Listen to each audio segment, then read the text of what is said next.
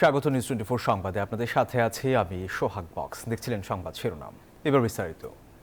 দল নয়, আওয়ামী লীগের কার্যক্রম নিষিদ্ধ করে সরকার মধ্য পন্থায় হাঁটছে বলে মনে করছেন বিশ্লেষকরা। তারা বলছেন 9 মাসেরও বেশি সময় ধরে দলীয় কার্যক্রমের বাইরে থাকা আওয়ামী লীগের কার্যক্রম নিষিদ্ধ করার আইনি প্রক্রিয়া খুব একটা ইতিবাচক হবে না। বিশ্লেষকদের মত, কোনো দল বাংলাদেশের রাজনীতি করতে পারবে কি পারবে না সেই সিদ্ধান্ত নেবে জনগণ। শাহলিজের রিপোর্ট। কয়েকদিন থেকেই আওয়ামী লীগকে নিষিদ্ধ করার দাবিতে উত্তাল ছিল দেশের রাজনৈতিক অঙ্গল। কখনো যমুনার সামনে, কখনো শাহবাগের প্রধান সড়কে অবস্থান করেছে আন্দোলনকারীরা। পরিস্থিতির বিবেচনায় আওয়ামী লীগকে নিষিদ্ধ না করলেও দলীয় কার্যক্রম নিষিদ্ধ করেছে অন্তর্বর্তী সরকার।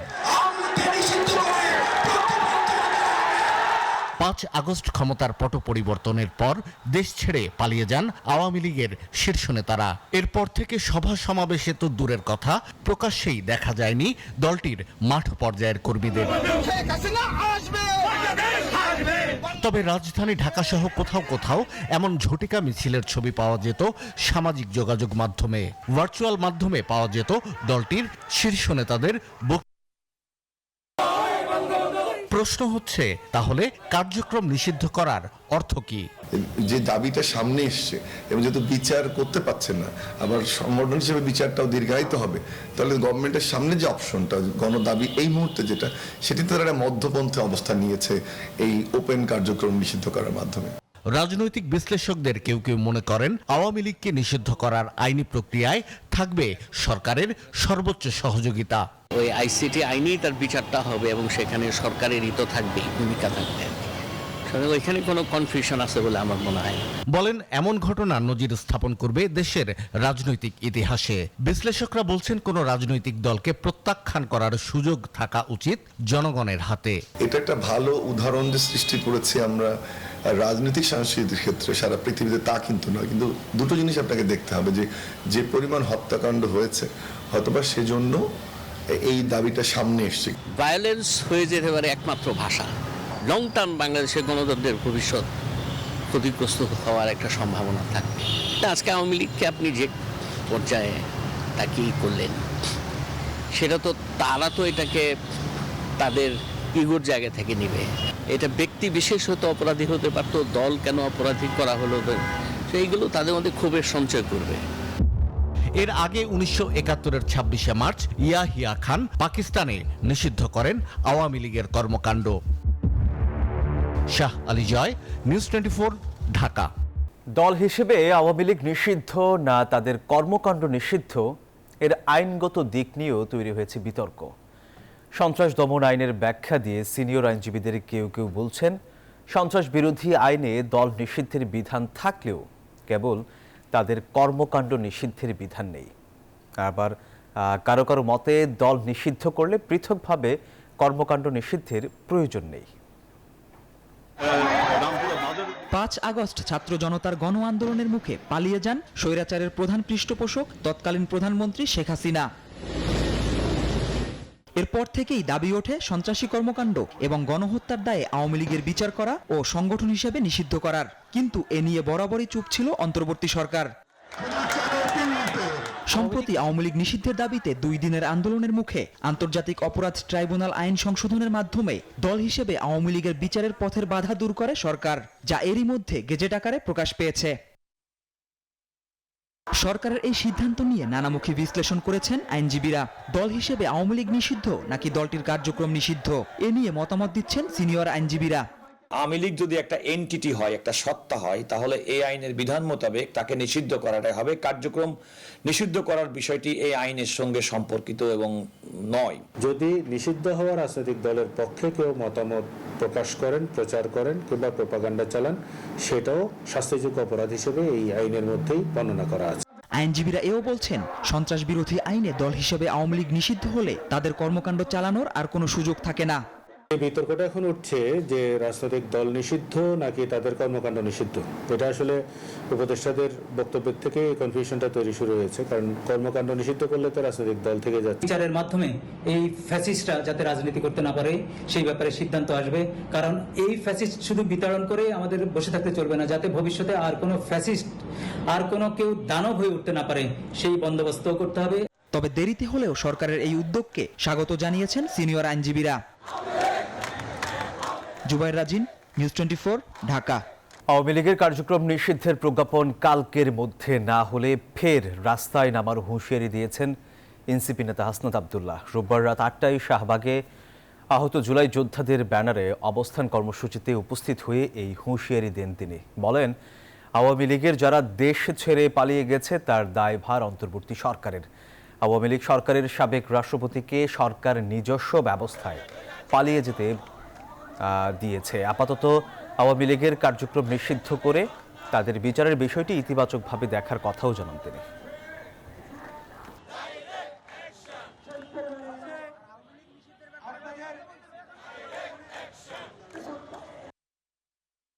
আগামীকাল প্রজ্ঞাপন যদি না দেয় তাহলে আমরা গতকাল যে ধরনের আন্দোলন করেছি প্রয়োজনে সারা দেশব্যাপী তার চেয়ে বৃহৎ পরিসরে আন্দোলন করার সক্ষমতা আমরা চাই না এমন একটা প্রজ্ঞাপন তৈরি করে হয়ে যাক যেটা পরবর্তীতে আবার সংশোধন করতে হবে। সেটির জন্য আমরা সরকারের যেহেতু 30 দিন নিচ থেকে বলেছে, সেটির জন্য আমরা সরকারের এই 30 দিনের কথা আমরা মেনে নিয়েছি। সন্ত্রাসী কার্যক্রমে জড়িত ব্যক্তি ও তাদের কর্মকাণ্ড নিষিদ্ধ করার বিধান যুক্ত করে সন্ত্রাস বিরোধী অধ্যাদেশ অনুমোদন দিয়েছে উপদেষ্টা পরিষদ। প্রধান উপদেষ্টার প্রেস উইং থেকে জানানো হয়েছে, রোববার যমুনায় উপদেষ্টা পরিষদের বিশেষ সভায় তিনি এই অনুমোদন দেন। বৈঠকের সার সংক্ষেপে বলা হয়, সন্ত্রাসী কার্য প্রতিরোধ এবং কার্যকর শাস্তির বিধানসহ আনুষঙ্গিক বিষয়াদি সম্পর্কে বিধান প্রণয়ন করতে সন্ত্রাস বিরোধী আইন 2009 প্রণয়ন করা হয়। তবে বর্তমান আইনে কোন সত্তার কার্যক্রম নিষিদ্ধকরণের বিষয়ে কোনো বিধান নেই। এমন প্রেক্ষাপটে সন্ত্রাস বিরোধী আইন সংশোধন করে সত্তার কার্যক্রম নিষিদ্ধ করার বিধান অন্তর্ভুক্ত করা হয়েছে। কাল সংশোধনীটি অধ্যাদেশ আকারে জারি করা হতে পারে।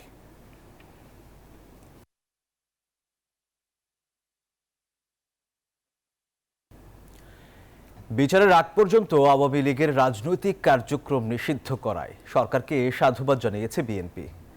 রোববার এক বিবৃতিতে দলটির মহাসচিব মির্জা ফখরুল ইসলাম আলমগীর বলেছেন, তার দল আনন্দিত। রাজধানীতে বিভিন্ন অনুষ্ঠানেও সরকারি এই সিদ্ধান্তের প্রতি সমর্থন জানিয়েছেন বিএনপি নেতারা। শনিবার রাতে উপদেষ্টা পরিষদের জরুরি বৈঠক শেষে সংবাদ সম্মেলনে আওয়ামী লীগের রাজনৈতিক কার্যক্রম নিষিদ্ধের ঘোষণা দেন আইন উপদেষ্টা আসিফ নজরুল। আওয়ামী লীগের যাবতীয় কার্যক্রম নিষিদ্ধ করার সিদ্ধান্ত গ্রহণ করা হয়েছে। রোববার বিকেলে গণমাধ্যমে পাঠানো এক বিবৃতিতে এ নিয়ে বিএনপির অবস্থান তুলে ধরেন দলটির মহাসচিব মির্জা ফখরুল ইসলাম আলমগীর।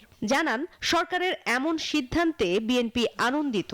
দলটি সরকারকে সাধুবাদ জানাচ্ছে। এদিকে দিনভর নানা অনুষ্ঠানে অংশ নিয়ে এ বিষয়ে কথা বলেন বিএনপির সিনিয়র নেতারা। আওয়ামী লীগের বিচার প্রক্রিয়া শুরু করতে সরকারের এমন সিদ্ধান্তকে সমর্থন জানান তারা। কালকে একটা ঐতিহাসিক ঘটনা বাংলাদেশের জাতীয় জীবন হয়েছে।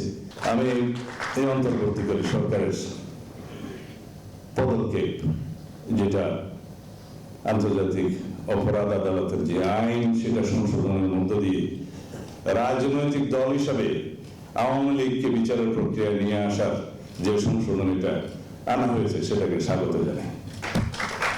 আরেকটি অনুষ্ঠানে একই ইস্যুতে কথা বলেন বিএনপির সিনিয়র যুগ্ম মহাসচিব রুহুল কবির রিজভী। অভিযোগ করেন, অন্তর্বর্তী সরকারের কাছে সবাই নির্বাচন চাইলেও এ বিষয়ে তারা নিশ্চুপ।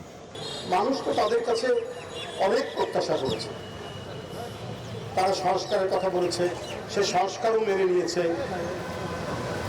যে একটা নির্দিষ্ট সময়ের মধ্যে আমরা করে নির্বাচন দিই। বিএনপির পক্ষ থেকে বলা হয়েছে, আরো অনেকে বলেছে। সরকার এই ব্যাপারে নিরুত্তর, নিশ্চুপ। বিএনপি নেতারা বলেন, দেশ ও জনগণের পক্ষে বিভিন্ন পরামর্শ দিয়ে যাচ্ছেন তারা। এসব পরামর্শ যেন যথাসময়ে আমলে নেওয়া হয়। সরকার ও দেশ পরিচালনায় সরকারকে সহযোগিতা করার কথাও বলেন তারা। মারুফা রহমান, নিউজ 24, ঢাকা। আওয়ামী লীগ নিষিদ্ধের সিদ্ধান্তকে সাধুবাদ জানিয়েছেন জামায়াতে ইসলামীর আমির ডাক্তার শফিকুর রহমান। তবে তিনি বলেছেন, রাজনৈতিক দলগুলোর সাথে আলোচনা করে এই সিদ্ধান্ত নিলে ভালো হতো। রোববার বাংলাদেশ ইনস্টিটিউট অব প্ল্যানার্স আয়োজিত এক সম্মেলন শেষে সাংবাদিকদের এসব কথা বলেন তিনি। জামায়াত আমির বলেন, সোমবার আওয়ামী লীগ নিষিদ্ধের প্রজ্ঞাপন জারির পর আরও বিস্তারিত প্রতিক্রিয়া জানাবে তার দল।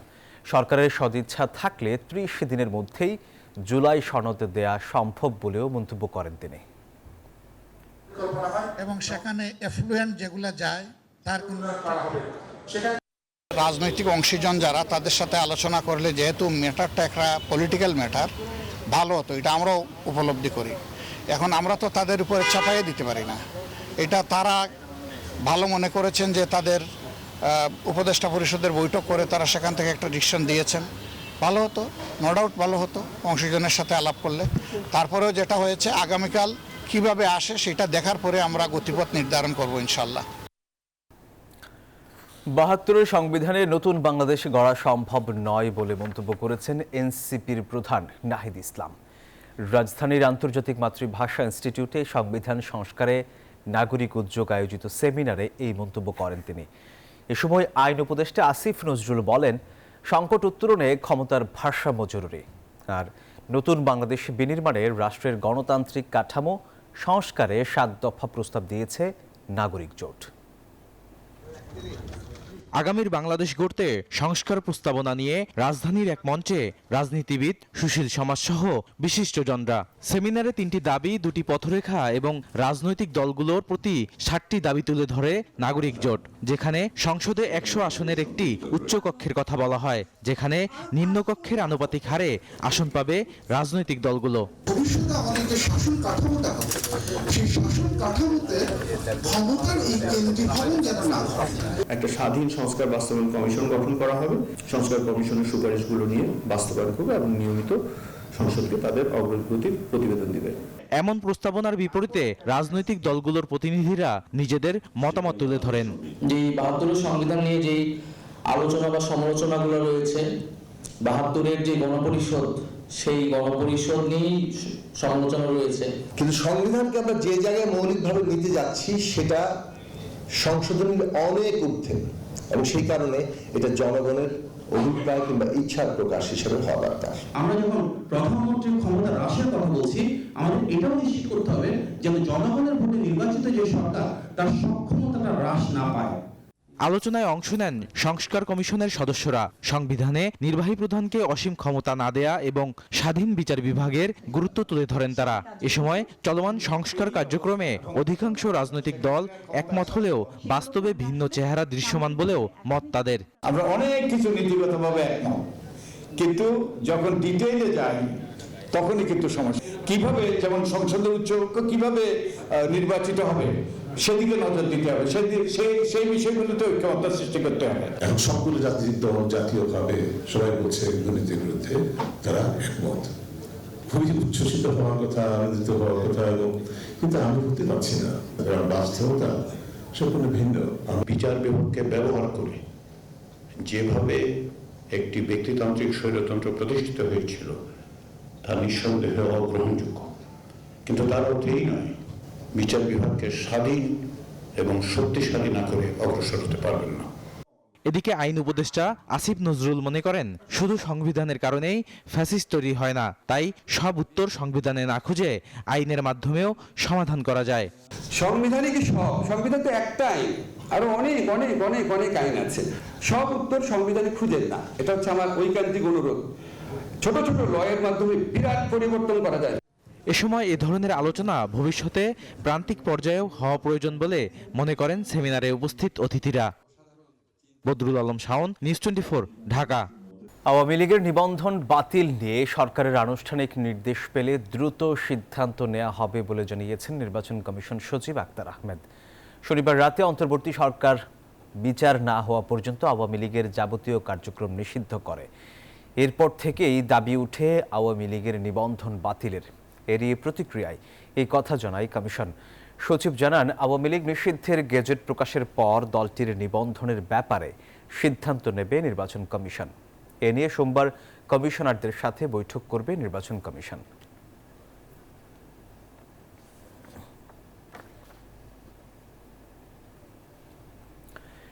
ঢাকায় নিষিদ্ধ কোনো সংগঠনের কার্যক্রম চলবে না, কঠোর অবস্থানে থাকবে পুলিশ। রোববার সংবাদ সম্মেলনে এসব কথা জানান ঢাকা রেঞ্জের ডিআইজি রেজাউল করিম মল্লিক ও ডিএমপির যুগ্ম কমিশনার নাসিরুল ইসলাম।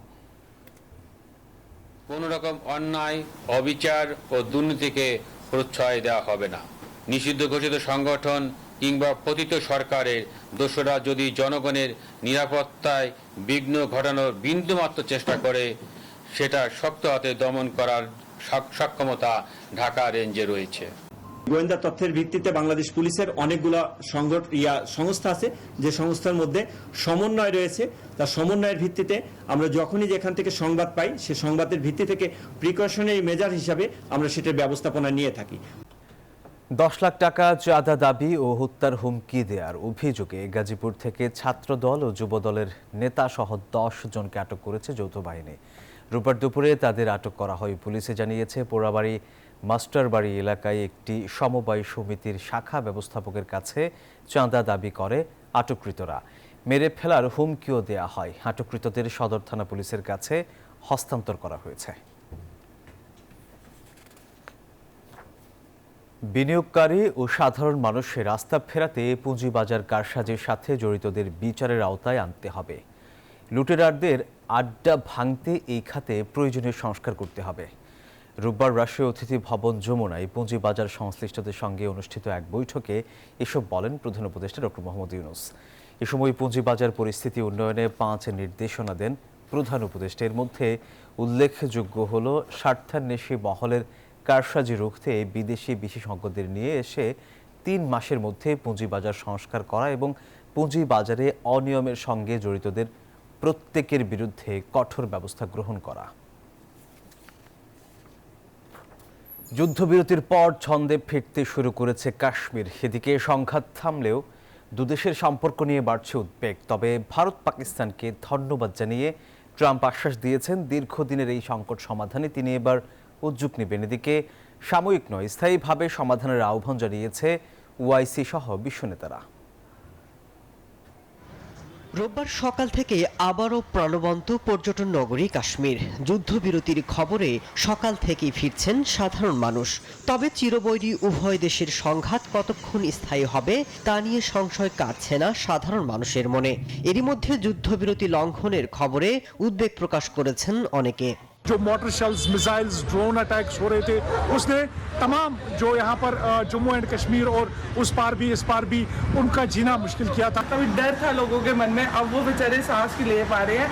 और ये चीज़ इसलिए अच्छी है कि गवर्नमेंट के लिए भी अच्छी है, क्योंकि अगर वॉर होती तो हमारा देश 10 साल पीछे चला जाता। সংঘাত থামলেও উভয় দেশের বাণিজ্য এবং কূটনৈতিক যোগাযোগ থমকে রয়েছে।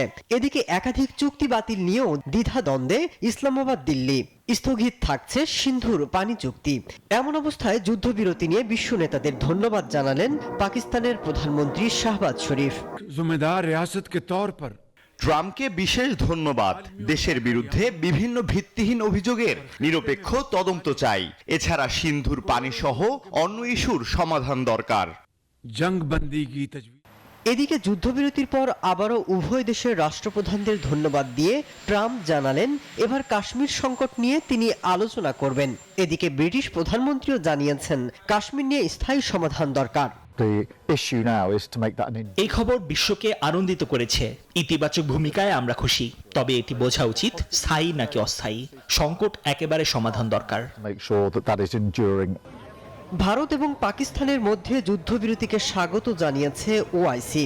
সেই সাথে অমীমাংসিত ইস্যুগুলো গঠনমূলক আলোচনার মাধ্যমে সমাধানে আন্তর্জাতিক সম্প্রদায়কে আহ্বান জানিয়েছে সংস্থাটি। মাসুদ রানা, নিউজ 24। আরব আমিরাত সিরিজ সামনে রেখে মিরপুরে নিয়মিত অনুশীলন করেছে টাইগাররা। তবে পাকিস্তান সফরের বিষয়েও ইতিবাচক ক্রিকেটাররা। এখন বিসিবির সিদ্ধান্তের অপেক্ষায় তারা। এদিকে লিটন দাসের ক্যাপ্টেন্সির প্রশংসা ঝরল বাংলাদেশের সিনিয়র সহকারী কোচ মোহাম্মদ সালাউদ্দিনের কণ্ঠে।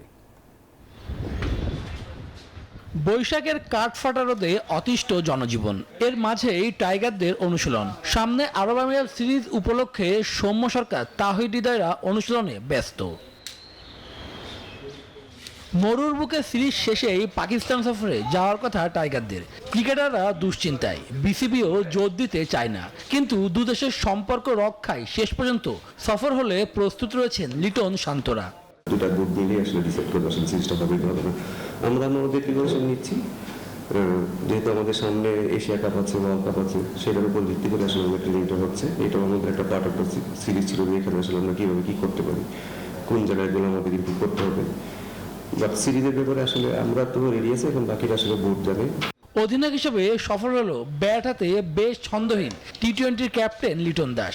ক্যাপ্টেন লিটনের পাশে দাঁড়ালেন বাংলাদেশের সিনিয়র সহকারী কোচ। ফিল্ড প্লেসমেন্ট সম্পর্কে, বলারের শক্তি সম্পর্কে তার ভালো আইডিয়া আছে, অপোনেন্ট সম্পর্কে সে খুব ভালোভাবে সে গেম অ্যানালাইসিস করে, এবং টি-20 কীভাবে ফিল্ড সেট আপ করতে হয়, কীভাবে গেমটাকে আগায় নিতে হবে, কীভাবে বা ব্যাটিংটাও কীভাবে আগায় নিতে হবে, সেটা সম্পর্কে তার পরিষ্কার ধারণা আছে। উইকেট বলেন, বলার হ্যান্ডেলিং বলেন, টিম হ্যান্ডেলিং বলেন, সব কিছু তার একটা, আমি মনে করি এটা তার একটা স্ট্রেংথ। এদিকে দিন দিন পিছিয়ে যাচ্ছে দেশের ক্রিকেট, সেখানে উন্নতির জন্য এইচপি এ দলের পাশাপাশি ঘরোয়া আসরের মান বাড়ানোর কথা জানালেন সালাউদ্দিন। যারা এই টিমে খেলতেছে, এইচপিতে আছে, যারা টাইগারে প্র্যাকটিস করবে, এবং সেই সাথে আমাদের স্ট্রাকচারটাকে কীভাবে আমরা ডেভেলপ করতেছি, আমাদের কালচারটাকে ডেভেলপ করতেছি, সবকিছু মিলে কিন্তু আমাদের আসলে আমরা কোথায় যাচ্ছি না যাচ্ছি সেটা কিন্তু ডিপেন্ড করবে। আরব আমিরাত সফরের উদ্দেশ্যে আগামী বুধবার দেশ ছাড়বে team Tigers. Shubhodeb Nath, news 24, Dhaka. দর্শক, এই ছিল নিউজ 24 সংবাদে। এতক্ষণ সাথে থাকার জন্য ধন্যবাদ সবাইকে।